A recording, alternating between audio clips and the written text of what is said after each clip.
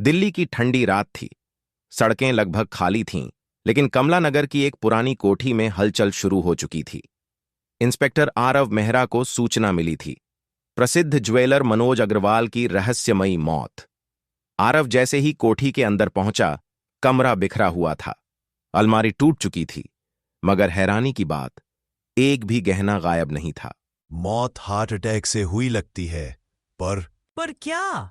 पर चेहरे पर डर बहुत अजीब तरह का है, जैसे उसने किसी को पहचान कर दहशत में आखिरी सांस ली हो।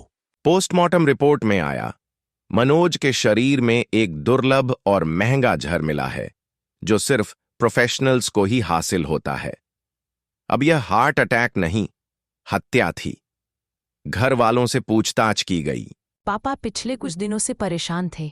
उन्हें लगता था कोई उनका पीछा कर रहा है। आरव को शक हुआ कि यह कोई पुराना दुश्मन हो सकता है, लेकिन घर के बाहर लगे सीसीटीवी में एक चौंकाने वाला दृश्य दिखा।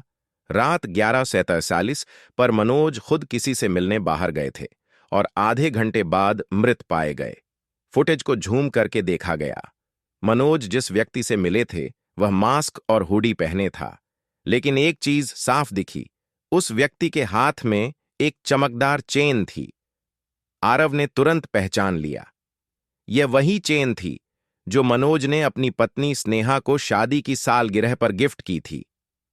स्नेहा का खेल। हाँ, मैंने किया। मनोज को पता चल गया था कि मैं उनके बिजनेस पार्टनर विवेक के साथ मिलकर उनकी कंपनी हथियाना चाहती थी।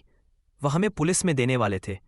हमें लगा बस एक रात का खेल है, लेकिन हत्या? मैंने सिर्फ धमकाने के लिए बुलाया था, पर विवेक ने जहर दे दिया। फिर मुझे कहा कि सब हार्ट अटैक जैसा लगेगा। विवेक शहर से भागने की कोशिश में था और उसी रात पकड़ा गया।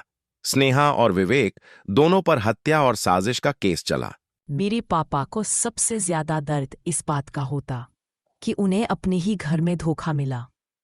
इंस्पेक्टर आरव ने केस बंद किया और एक बात लिखी, सबसे बड़ा गुनाह वह होता है जिसे आप अपने सबसे करीब के लोगों से मिलने की उम्मीद नहीं करते।